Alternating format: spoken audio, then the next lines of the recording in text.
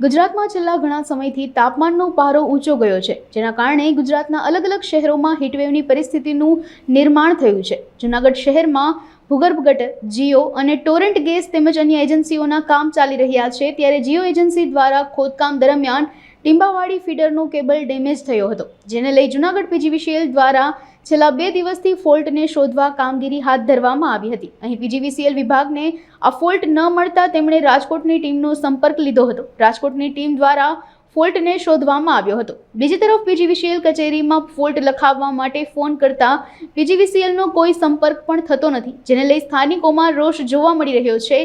આ મામલે જૂનાગઢ પીજીવીસીએલના અધિક્ષક ઇજનેરે કહ્યું હતું કે જીઓ એજન્સી દ્વારા જે પીજીવીસીએલનો કેબલ ડેમેજ કરવામાં આવ્યું છે તેના માટેનો ખર્ચ વસૂલવામાં આવશે અને જીઓ એજન્સી વિરુદ્ધ એફઆઈઆર નોંધવામાં આવશે.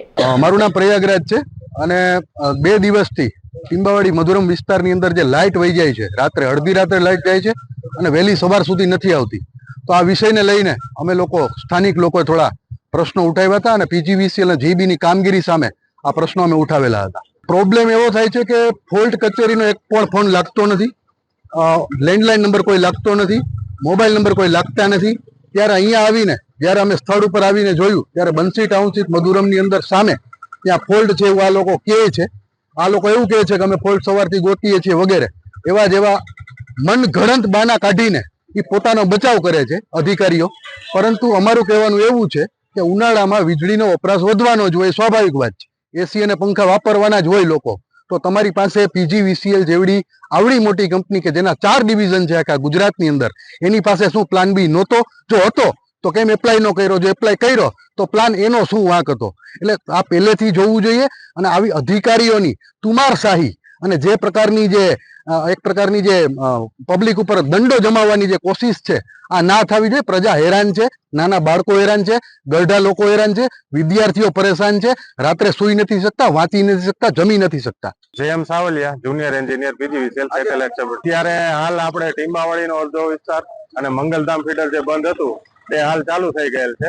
આપણે હાલ અત્યારે હીટવેવની આગાહીના કારણે જે આપણે રેસિડેન્શિયલ એરિયામાં ને કુલિંગ ઉપકરણો વધેલ હોય જેના કારણે લોડ વધેલ હતો અને આપણે અત્યારે એક ફીડરની અંદર આ જે ટીંબાવાડી ફીડરનો ફોલ્ટ થતા પાવર ડાયવર્ટ કરેલ હતો, એના હિસાબે લોડ વધેલ હતો અને ટ્રીપ થયેલ હતા. એ આપણે જે ખોદાણ કામ કરીએ છીએ અથવા જીઓ એજન્સી છે, ભૂગર્ભ ગટર છે, એના હિસાબે જે હોરિઝોન્ટલ ડ્રિલિંગ કરે છે એ લોકો, એના હિસાબે હાલ ફોલ્ટ થયેલ હતો યુજી કેબલ. એ લોકોએ જે ભૂલ કરેલી છે એને આપણે લેખિત નોટિસ આપશું અને આગળની કાર્યવાહી કંપનીના નિયમ મુજબ કરવામાં આવશે. મારું નામ બીડી પરમાર, અધિક્ષક ઇજનેર, વર્તુળ કચેરી, જુનાગઢ, પીજીવીસીએલ. આજે પ્રોબ્લેમમાં સવારે એજન્સી દ્વારા, કોઈ અજાણી એજન્સી દ્વારા ટીંબાવાડી 11 કેવી ફીડરનો કેબલ ડેમેજ કરેલ છે અને પછી જાણતા એ જીઓની એજન્સી છે એવું જાણવા મળેલ છે અને રાજકોટથી અમે ફોલ્ટ ડિટેક્ટરની એજન્સી બોલાવી અને આ ફોલ્ટ ડિટેક્ટ કરેલ છે અને આખો દિવસ આ ટીંબાવાડી ફીડરનો જે કંઈ પાવર છે એ અમે મધુરમ અને મંગલધામ આ બંને ફીડરમાં જોડેલ હતો.